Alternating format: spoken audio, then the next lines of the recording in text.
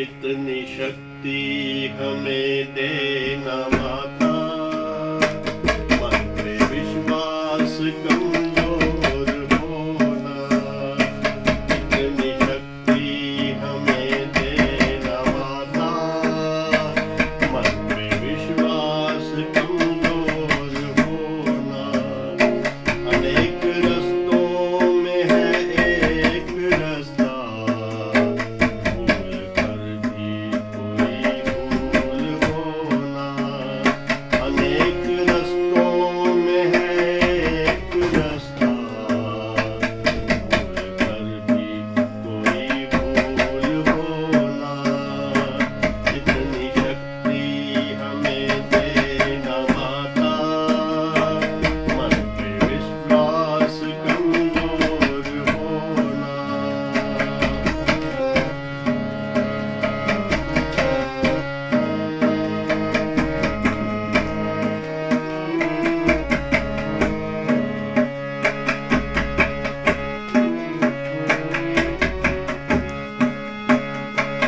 योग्यता जो मेरी बढ़ा दे, ऐसा पथ कोई तैयार होना। योग्यता जो मेरी बढ़ा दे, ऐसा पथ कोई तैयार होना। ज्ञान पथ जो हमको दिखा दे, ऐसा गुरुद्वार तुम हमको ढोना। ज्ञान पथ जो हमको दिखा दे, ऐसा गुरुद्वार तुम हमको ढोना। ऐसा गुरुद्वार तुम हमको ढोना। श्वास पथ पे जो चलना सिखा दे, ऐसे गुरु की पहचान ढोना। श्वास पथ पे जो चलना सिखा दे, ऐसे गुरु की पहचान ढोना। अनेक रस्तों में है एक रास्ता, भूल कर भी कोई भूल होना। इतनी शक्ति हमें देना माता, मन पे विश्वास कमजोर होना। अनेक रस्तों में है एक रास्ता, भूल कर भी कोई भूल होना। इतनी शक्ति हमें देना माता, मन पे विश्वास कमजोर होना।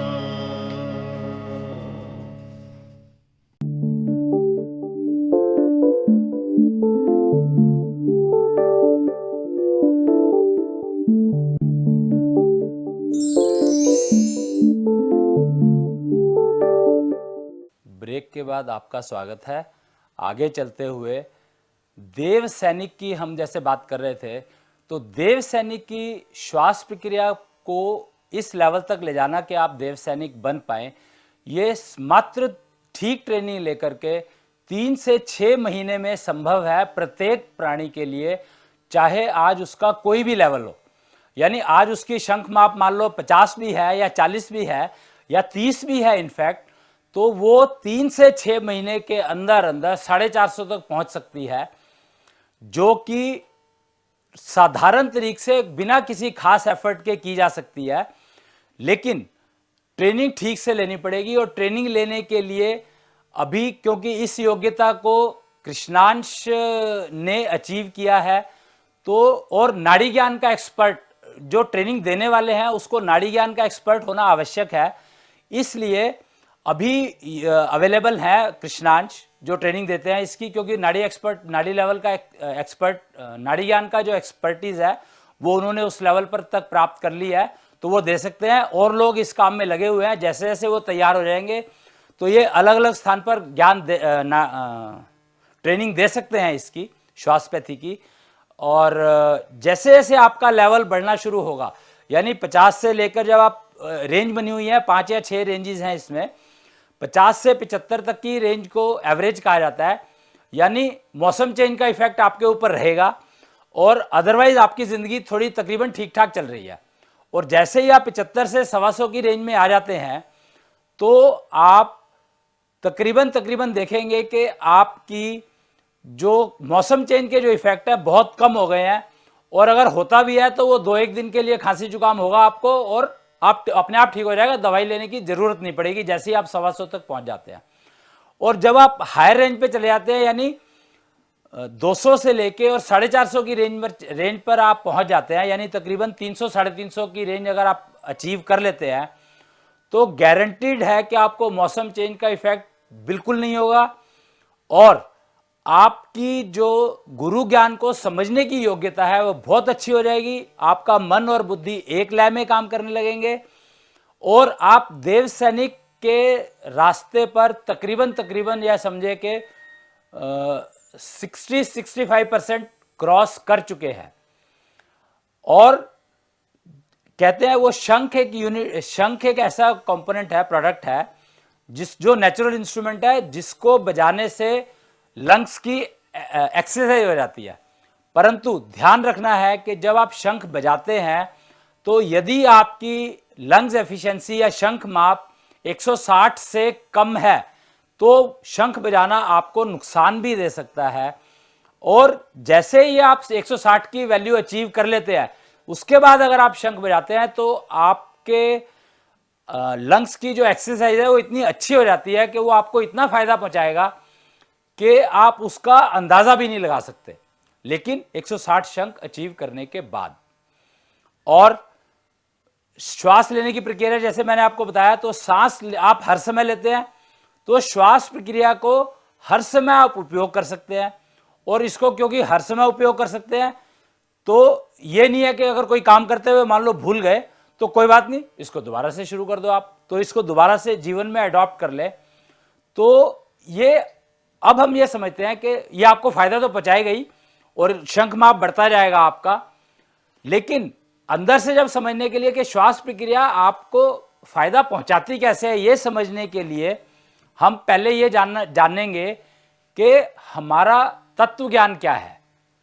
यानी सब कहते हैं कि हर चीज 5 तत्वों से बनी है, ये सत्य हर प्राणी जानता है। आकाश, पृथ्वी, जल, वायु, अग्नि, इन 5 तत्वों से सारा शरीर बना है। पर इन तत्वों की इस तत्व इंफॉर्मेशन का प्राणी को फायदा क्या है, मतलब इसका लाभ क्या है हमारे लिए, उसके बारे में जब हमने रिसर्च के दौरान हमने पता किया तो नाम सबको पता है पर इसका जीवन से क्या कनेक्शन है वो तकरीबन किसी को पता नहीं है। तो उसको हम लोगों ने अपनी रिसर्च में, वैदिक टेक्नोलॉजी की जो 25 साल की रिसर्च में हम लोगों ने ये पाया कि हर प्राणी का एक तत्व जन्म के समय प्रधान रहता है, जो एक्चुअली जब कंसीवमेंट के समय ही, जब जो कन्या है वो कंसीव करती है उस समय ही पक्का हो जाता है। तो इसलिए इसमें स्थान का इतना महत्व नहीं है जितना कि समय और तिथि का, काल का, और मतलब तिथि और समय का महत्व है। और उसके हिसाब से जब हम कैलकुलेट करते हैं, आप तत्वोलॉजी करके एक नया सब्जेक्ट, नई टेक्नोलॉजी बन गई है जिससे हम ये पता लगा लेते हैं कि आपका जन्म के समय कौन सा तत्व प्रधान था। जब हमें यह पता लग जाता है कि यह तत्व प्रधान है, अगर हम जीवन में उस तत्व को अपने भोजन से निकाल दें, यानी उस तत्व का परहेज कर ले, तो गारंटीड है कि आपको, आपका पेट कभी खराब नहीं होगा। अब सोचें कि कितना सिंपल सा इलाज है कि अगर आपको परहेज करने की एक चीज, जब बच्चा हुआ है वो तत्व ज्ञान अगर माता को पता लग जाए, कहते हैं ना माता को बच्चे का पहला गुरु कहा जाता है, पर उसको गुरु के रूप में करना क्या है, इसकी ट्रेनिंग उसको दी नहीं गई। मां तो बन गई वो, लेकिन गुरु रूप में उसको क्या करना है, उसकी ट्रेनिंग मिसिंग है। तो उस ट्रेनिंग को अगर मान लो ट्रेनिंग शुरू भी की जाए तो शुरू कैसे की जाए, तो शुरू करने के लिए सबसे पहला जो डॉक्यूमेंट हाथ में होना चाहिए पेरेंट्स के, वो ये होना चाहिए कि उसका तत्व ज्ञान क्या है। और जब वो तत्व ज्ञान पता लग जाता है तो बच्चे को उसी दिशा में पालना है। और जब आप उस बच्चे को खान पान में ध्यान रखेंगे कि वो तत्व आप उसको नहीं फीड कर रहे हैं, तो गारंटीड है कि उसका पेट कभी खराब नहीं होगा और उसकी जो ग्रोथ है वो इतने अच्छे से तरीके से होगी कि उसको जो बीमारियां या संक्रमण आने का चांस है वो बिल्कुल मतलब ऑलमोस्ट जीरो के बराबर हो जाएगा, शून्य हो जाएगा। और उसकी अपनी इम्यूनल स्ट्रेंथ इतनी बढ़ जाएगी, इतनी बड़ी हुई रहेगी हर समय कि बाहर से कोई मिलने भी आता है तो उसको हमें रोकने की जरूरत नहीं है, मिलके और वो वापस चला जाएगा, बच्चे को कोई नुकसान नहीं होगा, गारंटीड। तो उस तत्व ज्ञान को जान ले अगर हम, और जान लेते हैं इस तत्वोलॉजी से, तो उन 5 तत्वों को जिससे शरीर बना है उनको बैलेंस करने के लिए, संतुलन करने के लिए आपकी श्वास प्रक्रिया काम करती है। जब आप श्वासपथी बन जाते हैं तो ये श्वास में ली गई हवा आपके 5 तत्वों को बैलेंस करने का काम करती है। और जैसे जैसे तत्व बैलेंस संतुलन में आते चले जाते हैं, अपने आप समझ सकते हैं इस बात को कितना आसान है कि आप अपने आप ही हर तरह की बीमारी से अपने आप छूट जाएंगे, आपको मेहनत करने की जरूरत नहीं पड़ेगी। और 450 अंक पर, जैसा कि मैंने पहले बताया, देव सैनिक आप कहलाते हैं। इसीलिए आप कहलाते हैं क्योंकि 450 के अंक पर तकरीबन हर तरह के मनुष्य प्राणी की, चाहे वो कहीं भी रहता हो ज्योग्राफिकली पूरे संसार में, और कैसा भी उसका खान पान हो, वो अपने आप ही उसकी इम्यूनल स्ट्रेंथ इतनी हो जाएगी कि उसको कोई भी बाहर के कीटाणु अटैक नहीं कर सकते। दूसरी चीज यह है कि उसको खाने में क्या सूट करेगा उसको खुद समझ में आएगा, और वो खाने में चाहे 50 चीजें रखी हो, लेकिन वही 1 चीज या 2 चीज या 4 चीज या 10 चीज खाएगा जो उसको सूट करेंगी, तो नुकसान करने का सवाल ही नहीं उठता। और तत्व संतुलन में रहेंगे तो बीमारी आएगी नहीं। और अगर आप बीमार नहीं पड़ेंगे तो आपको जो कुछ कहा जाएगा उसमें से आप समझ लेंगे कि आपको क्या आपके मतलब का है, वही आप पकड़ेंगे और उसको ही आप उपयोग करेंगे अपने जीवन को आगे बढ़ाने के लिए। अब यहाँ पर एक छोटा सा ब्रेक लेंगे, फिर मिलते हैं ब्रेक के बाद।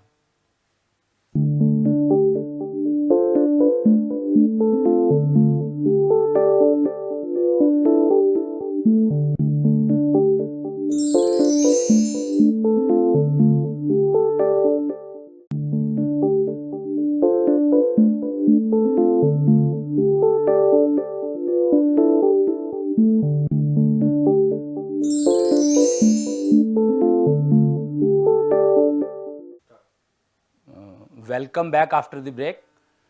आगे बताते हुए, उसी पथ पर चलते हुए, तत्वज्ञान और श्वासपैथी के पथ पर, कि तत्वज्ञान का और महत्व क्या है। जैसे तत्वज्ञान एक बहुत ही इंपॉर्टेंट चीज हो गई जब शरीर की बात करते हैं, लेकिन अगर मैं आपसे एक सवाल पूछूं कि जीवित प्राणी और मृत प्राणी में क्या फर्क है, तो क्या इसका जवाब इतनी आसानी से दे पाएंगे?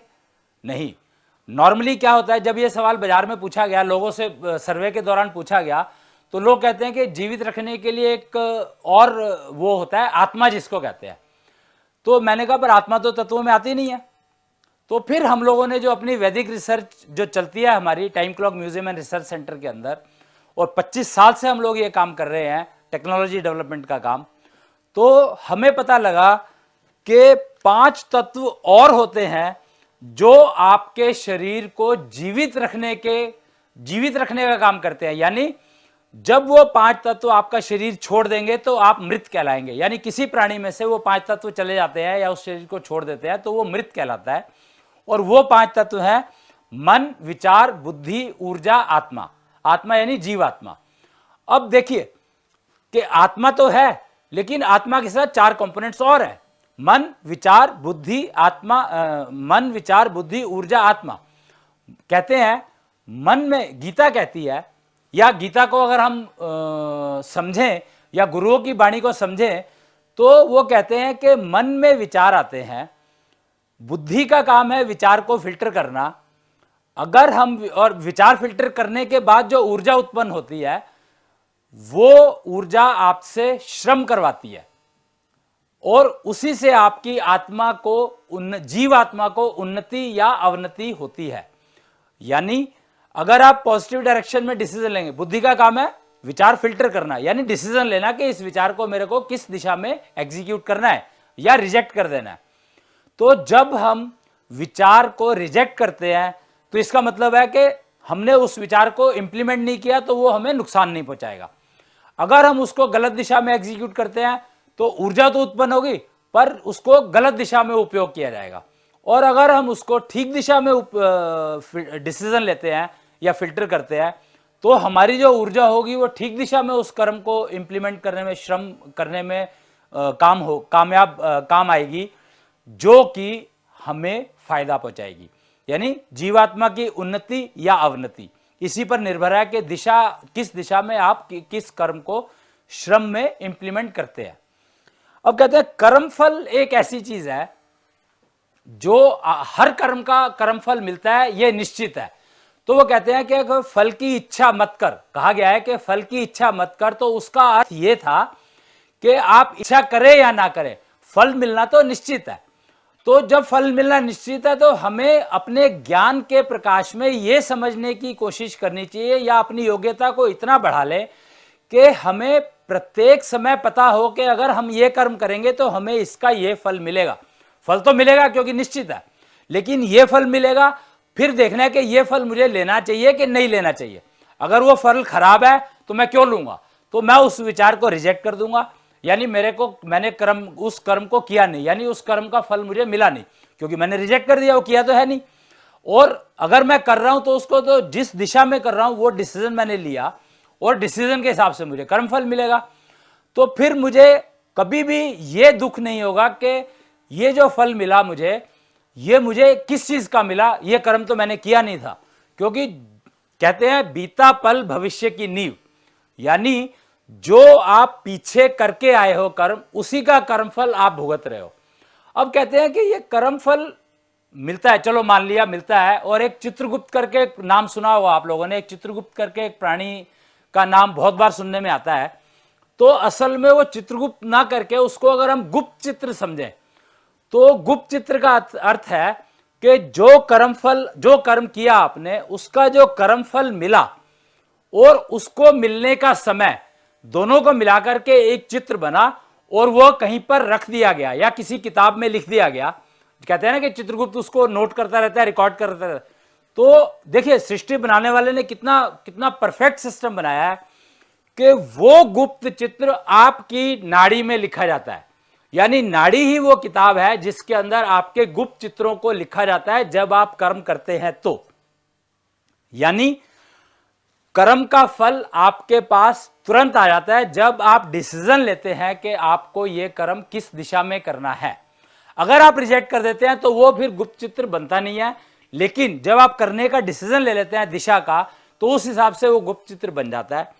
और जब वो समय उस गुप्त चित्र को मिलने का या उस फल को मिलने का समय आता है तो वो गुप्त चित्र तुरंत आपकी नाड़ी में वेरिएशन करेगा और वो उससे आपके मन में विचार पैदा होगा कि मुझे ये काम करना चाहिए, ये और अब किस दिशा में करना है वो डिसीजन बुद्धि लेगी और फिर वो साइकिल पूरा चलता रहेगा।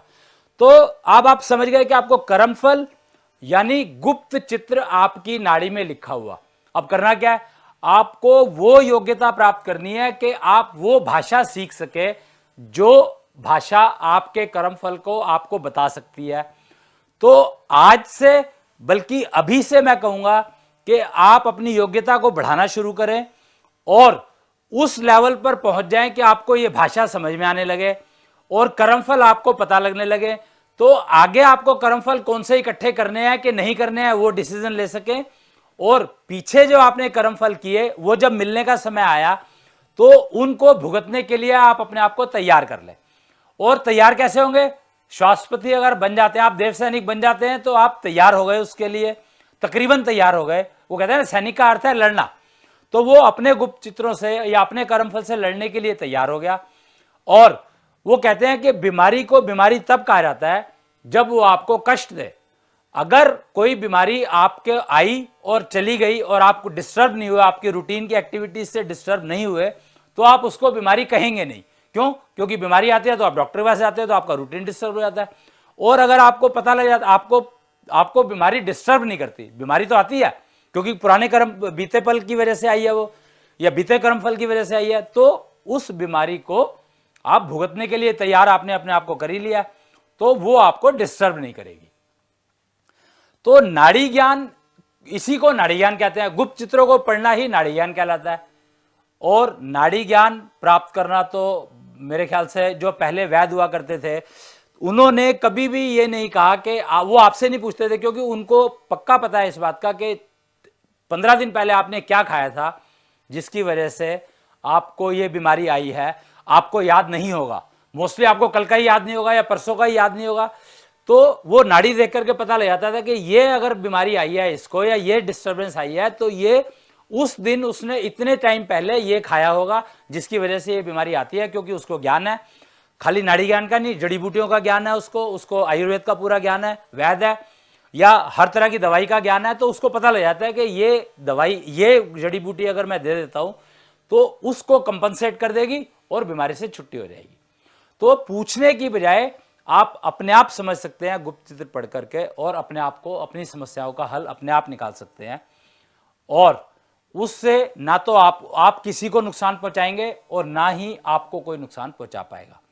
और सोचिए कि अगर आपकी आज की जो विश्व की जनता है उसमें से मात्र 30% प्राणी भी अपने आप को देव सैनिक बना लेते हैं।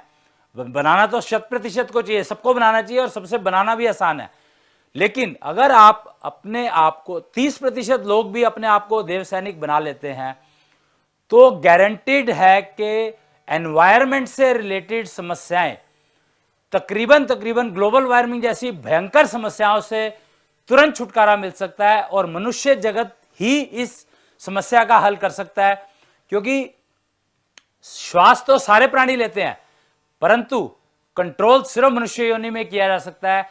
इसीलिए गुरुओं ने कहा है कि मनुष्य योनि का उपयोग, मनुष्य योनि का ही उपयोग किया जा सकता है। बाकी योनियां तो भोग योनियां कहलाती हैं, मनुष्य योनि ही योग योनि कहलाती है। और योग निद्रा 1 मिनट की कही गई है। कबीर जी ने कहा है, बैठत 12 चलत 18 सोवत पूरे 30। यानी जब आप सोते हैं तो 30 सांस खर्च करते हैं। और कहते हैं कि सांसों की गिनती से ही आपको उम्र मिलती है। वो चित्रगुप्त, जो गुप्त चित्र की बात कर रहा था मैं, उसमें जो आपको गुप्त चित्र मिलने का जो समय है वो बेसिकली आपकी सांसों की गिनती पर ही रिलेटेड होता है। इसीलिए जैसे ही वो आपकी सांस की गिनती पूरी होती है, वो गुप्त चित्र आपको या वो कर्मफल मिल जाता है तुरंत ही। तो सांसों की गिनती बहुत इंपॉर्टेंट है। सोना जो है, सोने में आप क्योंकि 30 सांस खर्च कर देते हैं, तो कृपया सोने के समय को कम करें और अपना अधिकतर समय अपनी योग्यता बढ़ाने में लगाएं। दुनिया में पूरा विश्व ज्ञान का भंडार है, पूरा ज्ञान अवेलेबल है। हम उसको रिसीव करने के लिए या प्राप्त करने के लिए अपने आप को तैयार करें, तो आपको ज्ञान मिलता जाएगा। जीवन लक्ष्य सामने दिखाई देगा, जीवन पथ दिखाई देगा। उस पथ पर चल करके और जीवन लक्ष्य प्राप्त कर लेंगे तो मेरी समझ से मनुष्य योनि का उपयोग हो गया। धन्यवाद।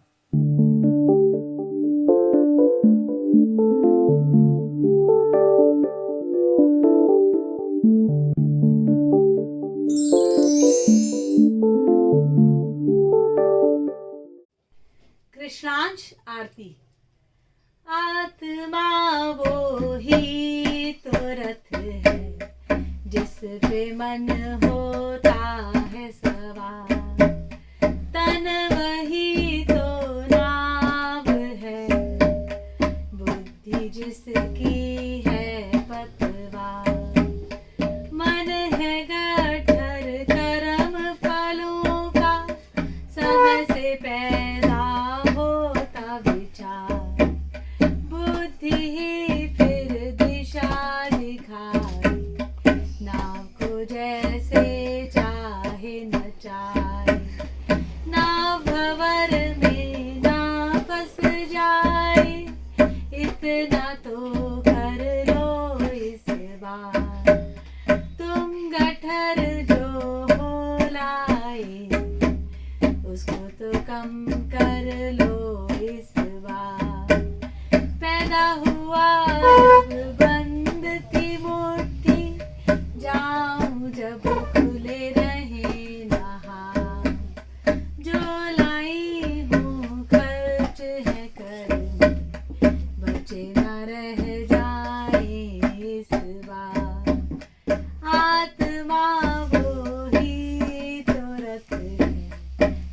पे मन